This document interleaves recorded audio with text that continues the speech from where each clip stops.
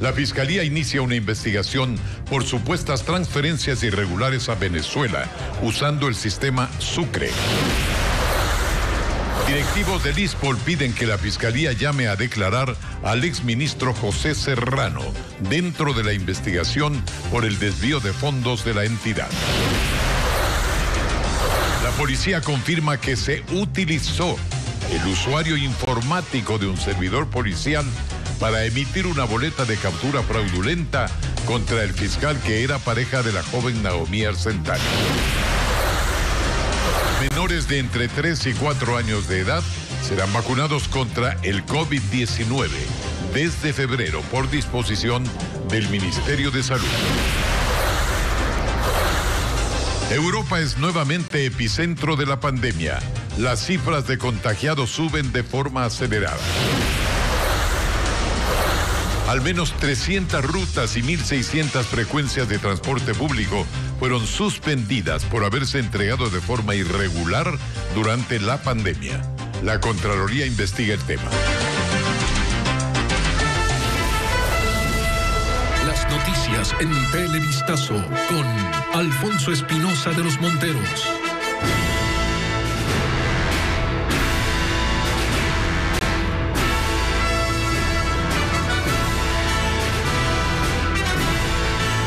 Amigos, buenas noches y bienvenidos a Televistazo. Empezamos con las noticias de hoy.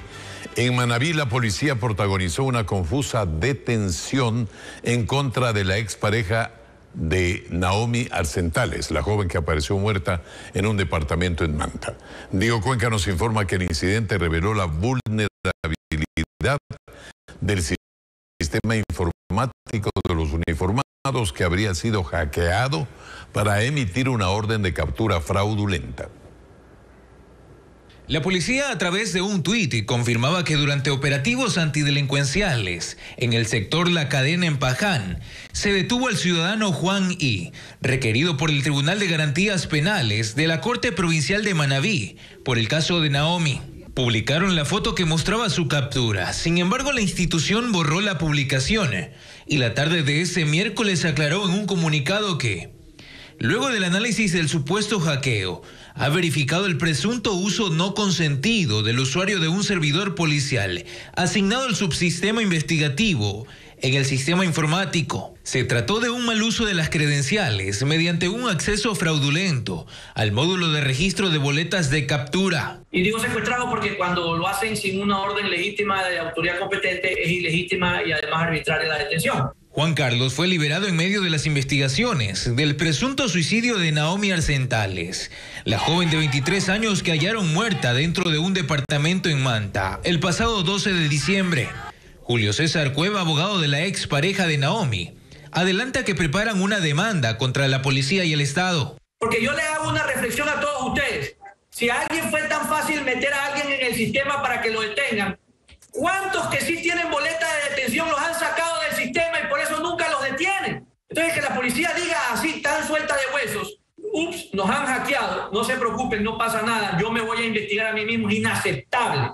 Desde Manta, la familia de Naomi, acompañada de su abogado, Luigi García, sostiene que el incidente es una ofensa a la memoria de la víctima. Este hecho tiene que ser investigado detenidamente porque en un país democrático no puede ser tan vulnerable el sistema electrónico de la Policía Nacional, que es la institución llamada a guardar el orden. Intento confiar en la justicia ecuatoriana, pero mire todo lo que está pasando. ¿Cómo voy a confiar yo si ni ellos mismos saben qué pasa con su sistema?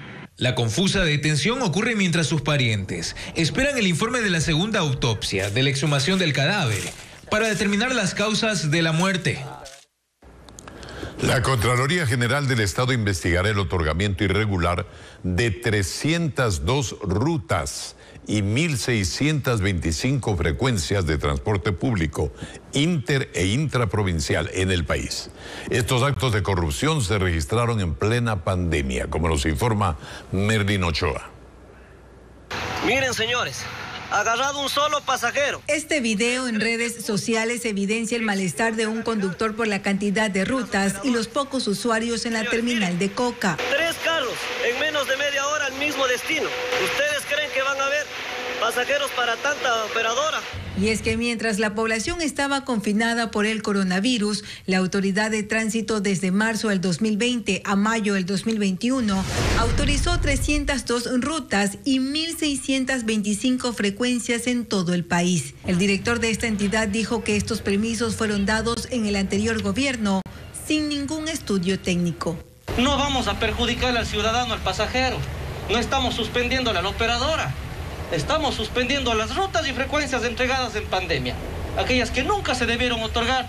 Las irregularidades se presentaron en 18 de las 24 provincias, siendo Pichincha, Santo Domingo de los Sáchilas, Cotopaxi, Manabí, Tungurahua, Bolívar y Chimborazo las que más casos de corrupción tienen.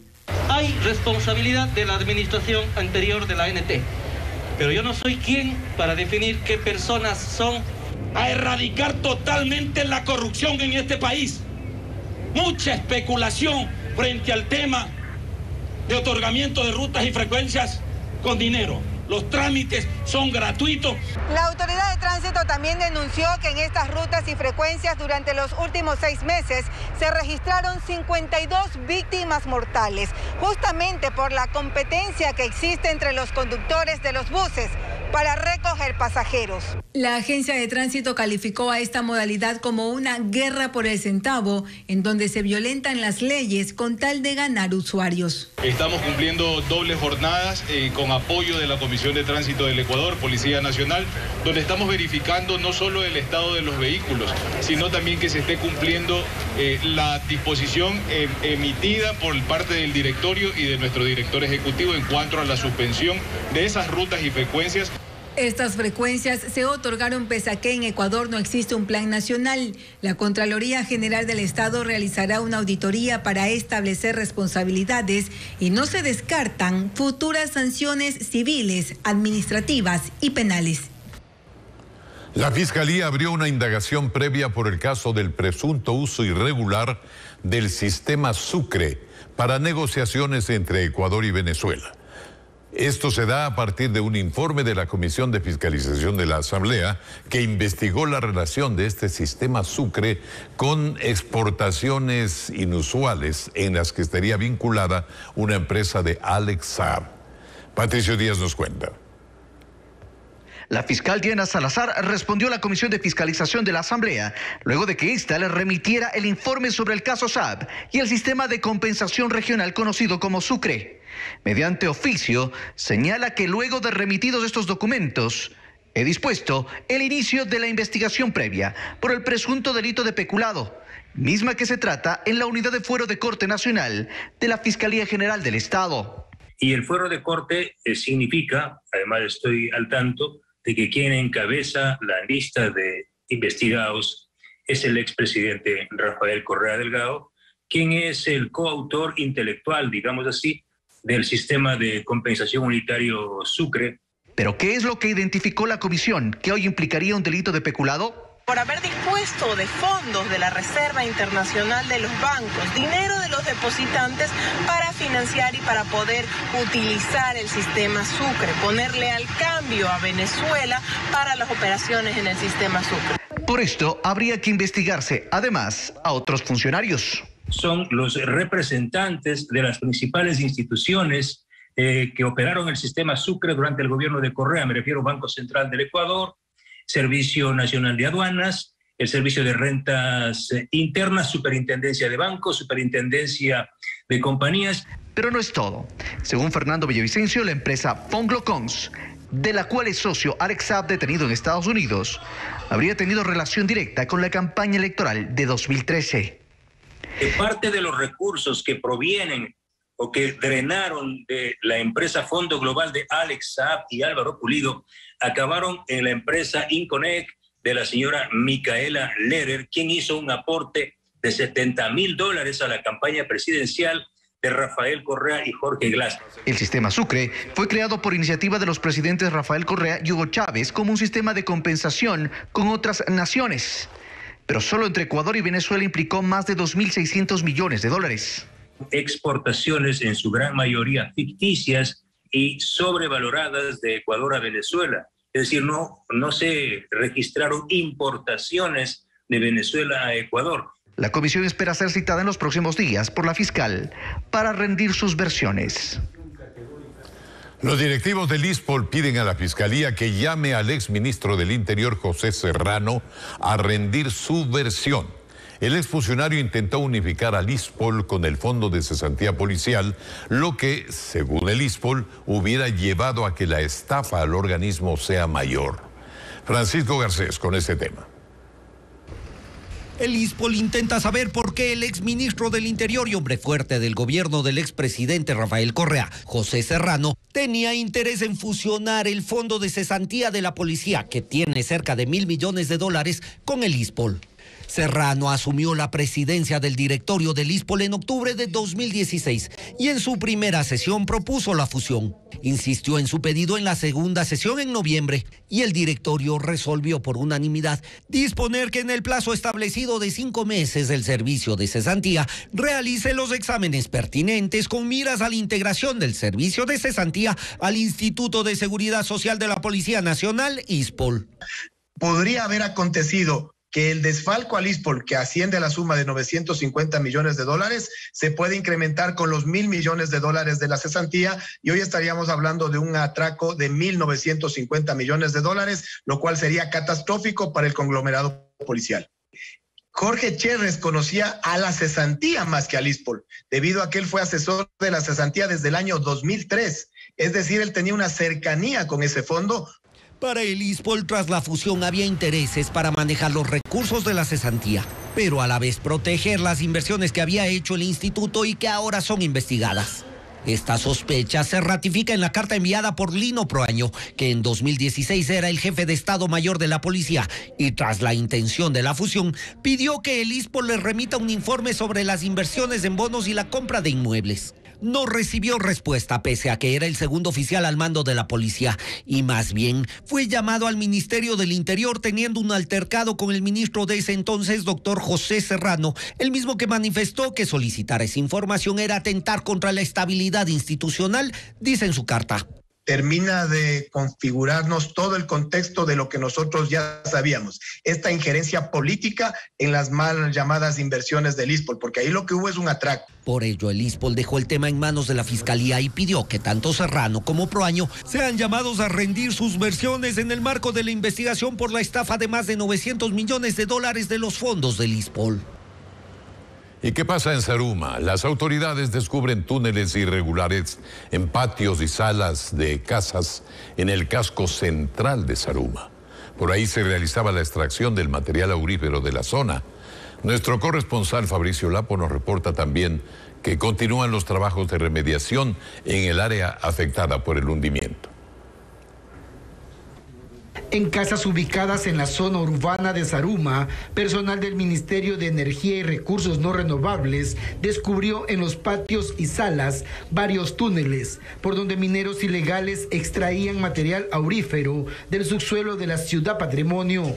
Javier Vera, viceministro de Minas, señaló que en los 5 días de recorrido por las cavernas han encontrado subametralladoras y explosivos.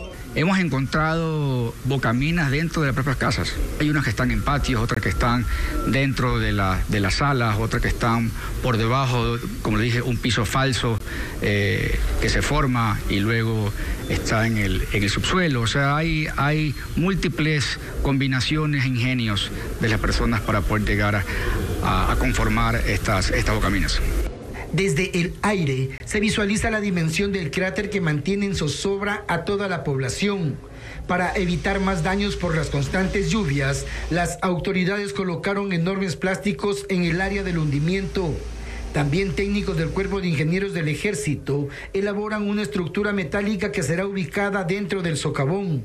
A la par, el COE Nacional resolvió este miércoles que la Secretaría de Riesgos instale 2 tapones de hormigón en las bocaminas debajo de Zaruma para posteriormente realizar el relleno hidráulico y evitar más colapsos. Es que se lo haría a través de túneles desde la superficie donde se rellenaría con el material necesario, pues, ¿no? El material están haciendo ahorita unas pruebas con material de relave, pero no es un relave donde se ha usado digamos, cianuración o mercurio. Son de flotación, con lo que no hay problemas. Según técnicos del Cuerpo de Ingenieros del Ejército, este domingo iniciará la instalación de la estructura metálica en el socavón y así prever daños en 50 viviendas patrimoniales que están ubicadas en la zona. En el área del hundimiento continúa la remoción de escombros, mientras en los balcones de las viviendas patrimoniales los habitantes colocaron letreros rechazando la minería. Los temas de la pandemia. Alcanzar la inmunidad colectiva es una de las prioridades para el Ministerio de Salud. Por ello han definido una nueva estrategia de inmunizar ahora a los más pequeños, desde los 3 años de edad. Carla Delgado nos cuenta desde cuándo empezará esta vacunación. La vacunación continúa su marcha en el país y lo que se pretende es alcanzar un porcentaje mayor de inmunización ante el peligro que representa la aparición de nuevas variantes del COVID-19, que ya complica actualmente el estado de la pandemia. Por ello, el Ministerio de Salud dispone la inmunización para los más pequeños. Así lo informó la ministra de Salud, Jimena Garzón. A inicios de febrero nosotros empecemos ya a vacunar a niños a partir de los 3 años también. Estamos recolectando evidencia a nivel mundial de la eficacia de las vacunas y de la seguridad de las vacunas en niños menores de 5 años. Sin embargo, el Ministerio de Salud no ha dado los lineamientos de con qué tipo de vacuna se inmunizará a este grupo de la población. Lo que se conoce hasta el momento, según un estudio publicado por la revista científica The Lancet, es que la vacuna de la farmacéutica Sinovac sería segura en niños y adolescentes de entre 3 y 17 años. Hasta el momento, la disposición en el país es vacunar a los niños mayores de 5. Samuel fue con su madre por su segunda dosis hasta un centro de vacunación en el norte de Quito. Para que se vaya el coronavirus. También Martina sabe de la importancia de ser inmunizada. ¿Y para no contagiar a los demás? Según información del Ministerio de Salud, el rango de 5 a 11 años de vacunados en el país aún no alcanzaría el 65%. La población de jóvenes entre los 18 y los 24 años es la que menos ha acudido a vacunarse en Ecuador, según datos del Ministerio de Salud. Las autoridades dicen que uno de los motivos de esta ausencia es que muchos de estos jóvenes no creen en la inmunización. Mientras tanto, el índice de positividad de pruebas que procesa el INSPI ha aumentado, como nos cuenta José Carlos Alvarado. El país ha superado ya el 80% de la población vacunada con 2 dosis contra el COVID-19. Pero el Ministerio de Salud señala que el grupo etario entre los 18 y los 24 años es el que menor porcentaje ha alcanzado en cuanto al esquema de inmunización. En este rango de edades hay más de 2 millones de personas en el Ecuador. Según la entidad, el 82% tiene su primera vacuna, mientras que el 80% ya cumplió con la segunda. Cristina Aldaz, gerente del plan de vacunación de esta cartera de Estado, indica que han identificado algunos motivos. Uno de ellos es el desconocimiento sobre dónde pueden acudir. Otro es el temor a las reacciones adversas. Pero observa un tercer motivo con especial atención. Y otro grupo que sí está bien identificado, que son los que no se van a vacunar, definitivamente no quieren acceder a la vacunación. Y dentro de este grupo también hay personas que todavía creen que no en los efectos de la pandemia.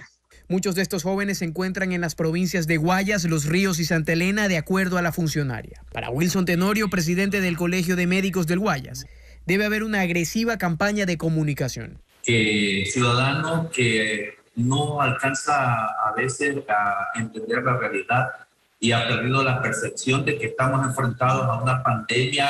Aquellos que están comprendidos dentro de la población económicamente activa, a ellos va dirigido nuestra exhortación. Mientras las autoridades tratan de reducir esta brecha, el Instituto Nacional de Investigación en Salud Pública señala que en esta semana se han secuenciado hasta 96 muestras. Dicen que el índice de positividad de pruebas ha aumentado. El porcentaje de positividad en este momento es de 20%, positivos por PCR, mientras que el escenario más complejo fue de 40%.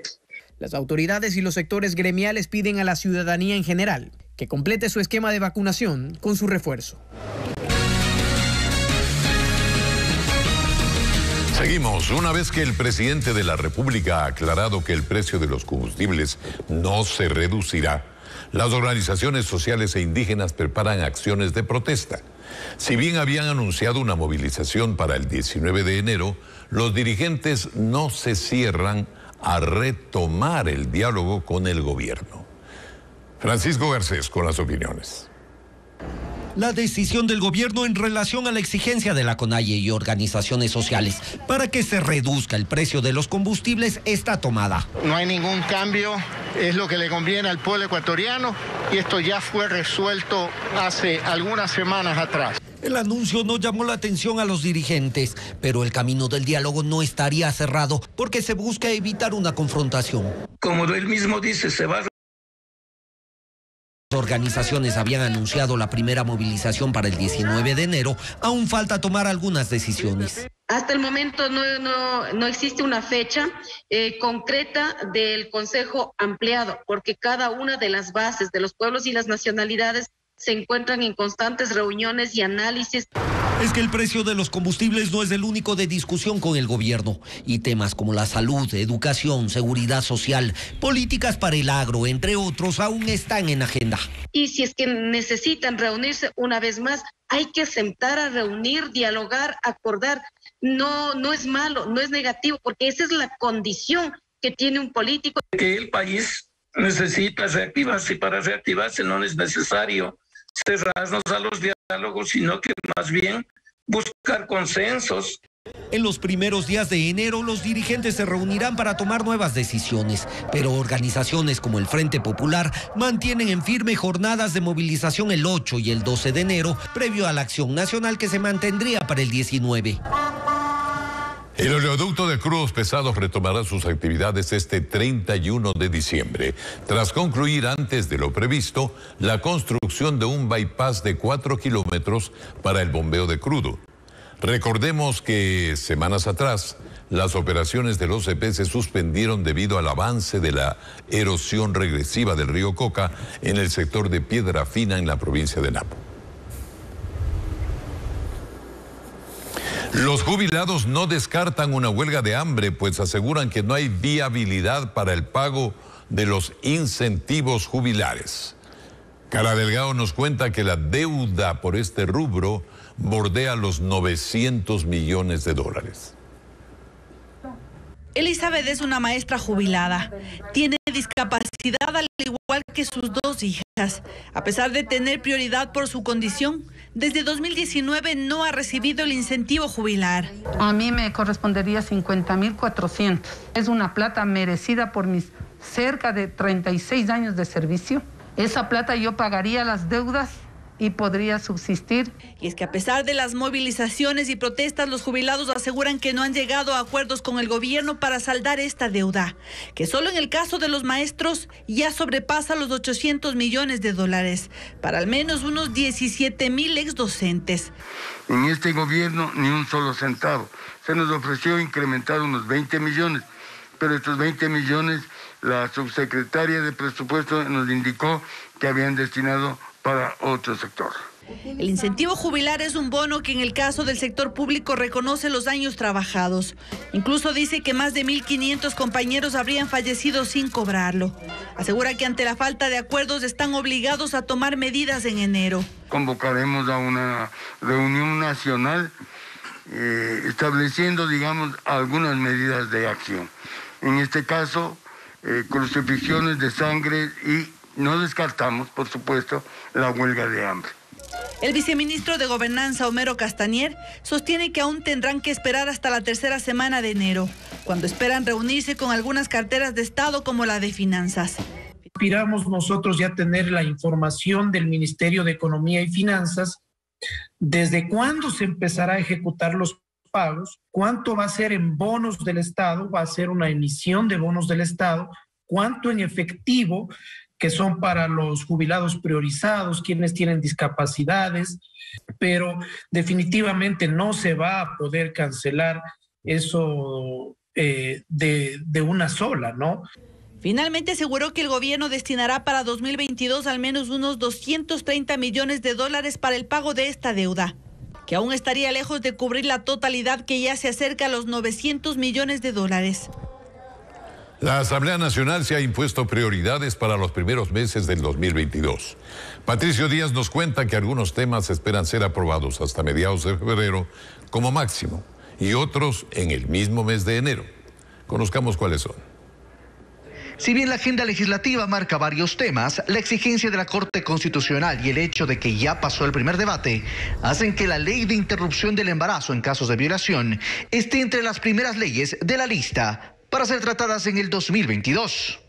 La comisión encargada trabaja en el informe durante la vacancia. De acuerdo al cronograma que aprobó la Comisión de Justicia y Estructura del Estado respecto a este tema, el informe para segundo debate se aprobaría el 5 de enero del año 2022. Pero la Asamblea también le aprieta la situación sanitaria y otra exigencia de la Corte Constitucional para la aprobación de la ley para la gestión de la pandemia. El informe para primer debate está listo y en 45 días esperan tener aprobada la norma en segundo debate. Así es, también es prioridad esa ley. Es precisamente mañana vamos a reunirnos la comisión en la ciudad de Guayaquil, por eso estamos trabajando en este tema de la ley para poder cumplir con los plazos establecidos de la ley. No podemos seguir trabajando el país en decretos y decretos, necesitamos que el país tenga una ley y para eso estamos desde la Asamblea Nacional. También esperan avanzar con las reformas al Código de Trabajo, la Ley de Educación Superior, la Ley de Libertad de Expresión, entre otras. Tenemos dos proyectos de ley que deberán pasar para el primer debate en enero, que será la ley de repetición y también reformas sobre declaraciones juradas. Ese sería el compromiso de que estas gran mayoría de leyes sean presentadas en el primer trimestre y aprobadas en el pleno primero y segundo debate. Pero también hay otros temas, como los casi 400 pedidos de amnistía que debe resolver la Comisión de Garantías Constitucionales.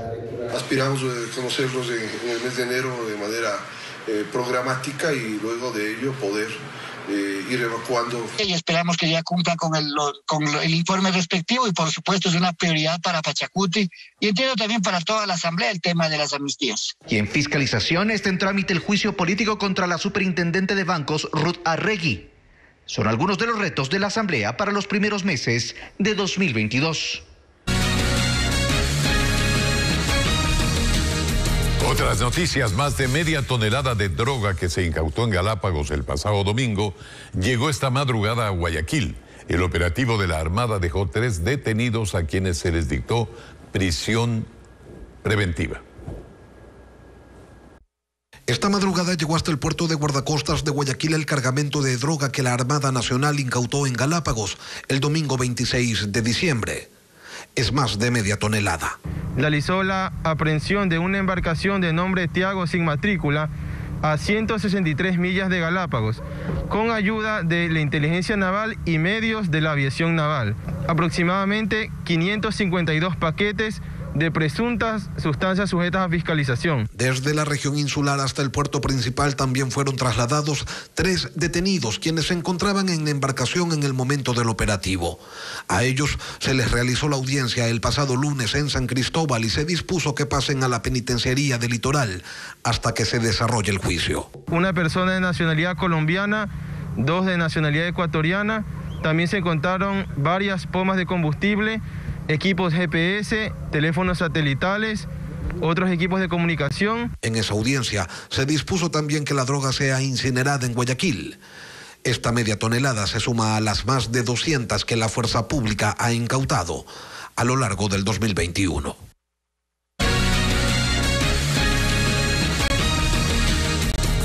Las autoridades municipales pidieron hoy a los transportistas urbanos en la ciudad de Guayaquil que muevan sus buses parqueados en 3 vías públicas de la ciudad como parte de una protesta de casi 2 meses para exigir el incremento del valor del pasaje.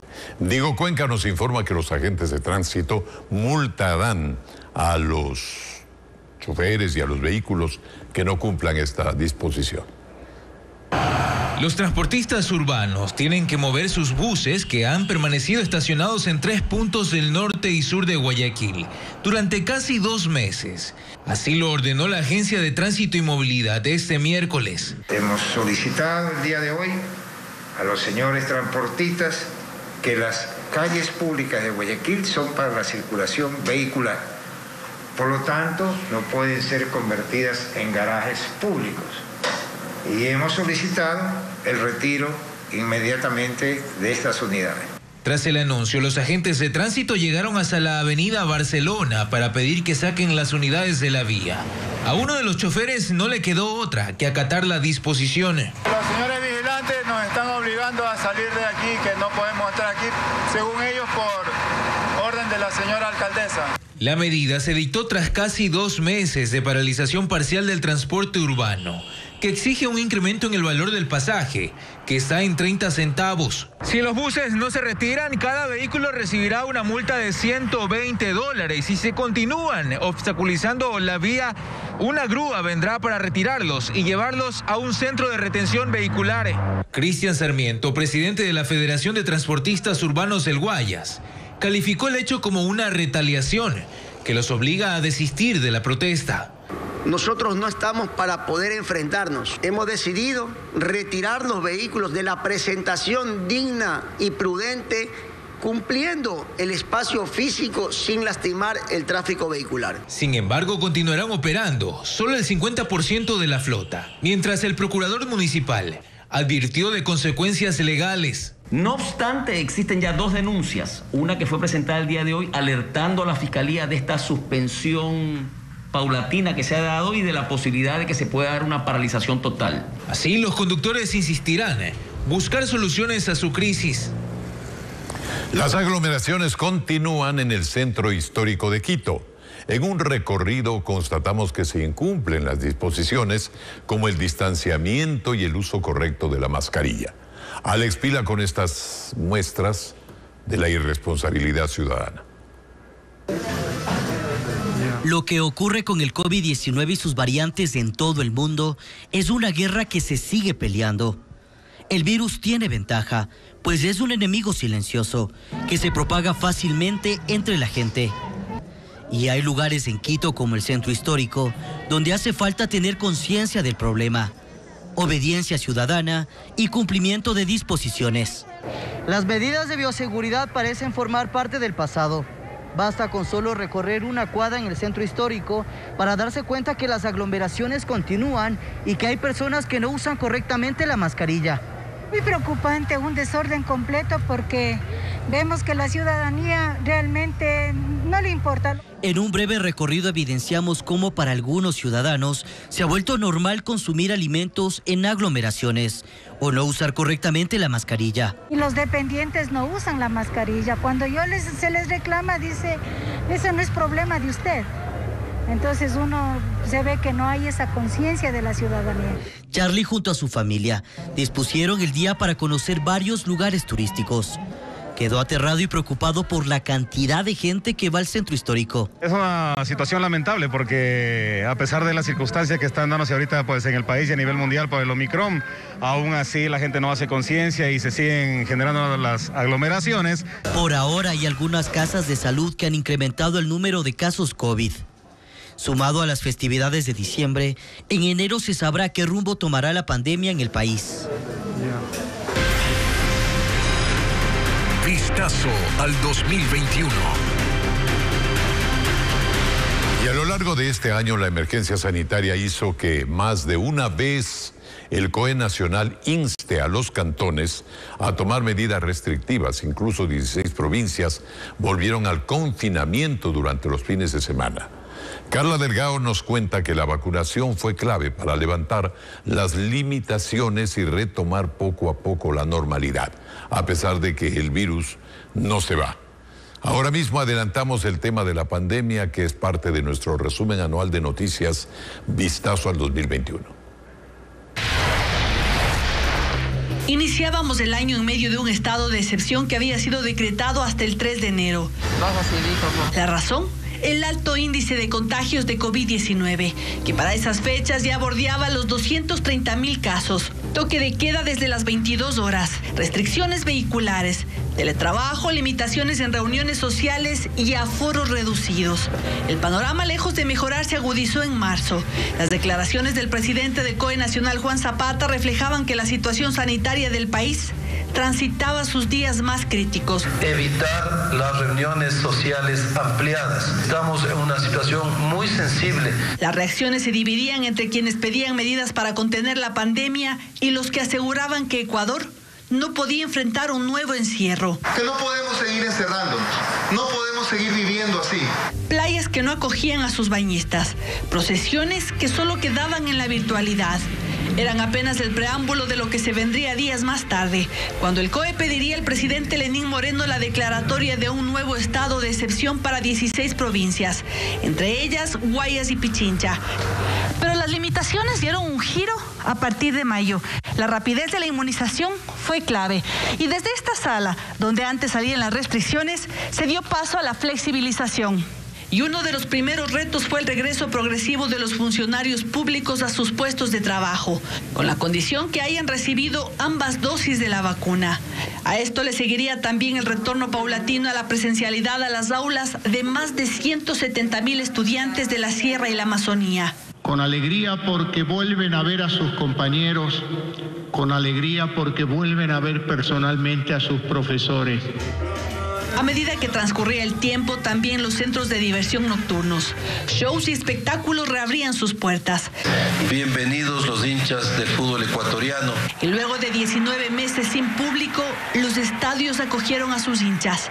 También las fronteras terrestres abrieron su paso. Sin embargo, la aparición de una nueva variante del virus nos recordó que la pandemia aún no termina. Acompáñanos a un recorrido por los hechos y personajes que hicieron historia durante este año. Este será un vistazo al 2021. Sábado 1 de enero, 7 de la noche, por Ecuavisa. Y vamos a otro asunto. Una familia en el sur de Quito, en tiempos de crisis y de pandemia, elabora hermosos monigotes para venderlos y ayudarse con los gastos de casa. Alex Ceballos nos muestra esta actividad en la que participa hasta la más pequeña del hogar. Un paseo en bicicleta nos permite saludar a los vecinos y descubrir las historias de fin de año. ¿Cuántos años tienes, Kelly? 13 años. ¿Qué estás haciendo? Un muñeco que son para quemar en estas temporadas. Ella junto a su pequeña hermana y su madre elaboran monigotes para venderlos y así ayudarse con los gastos de la casa. Empezamos primero por los moldes y luego por el papel periódico. El jefe de hogar no logra recuperarse del COVID-19. Tenemos muchas deudas y mi esposo está muy mal por eso. Se ayudan con engrudo, esa pega artesanal hecha con harina. Poco a poco los superhéroes toman forma. Sí, súper buena estudiante ella. De verle a mi hija que canta y verle aquí en esta actividad que estamos haciendo todos como familia, me da alegría y me da tristeza. Y tristeza me da porque en veces nosotros no le podemos dar lo que ellos nos piden a nosotros. Hoy no sé quién soy, ni sé a dónde voy. Encontrarme hoy es mi misión. Así esta familia se alista para despedir el año. De esta manera, entre monigotes y pegamento, se construyen los sueños. Bien, amigos, aquí nos despedimos agradeciéndoles por la atención. Mañana será pues nuestro último noticiero de la semana y del año, porque el viernes 31 estaremos en otras cosas. Nos vemos, amigos, muchas gracias por la atención.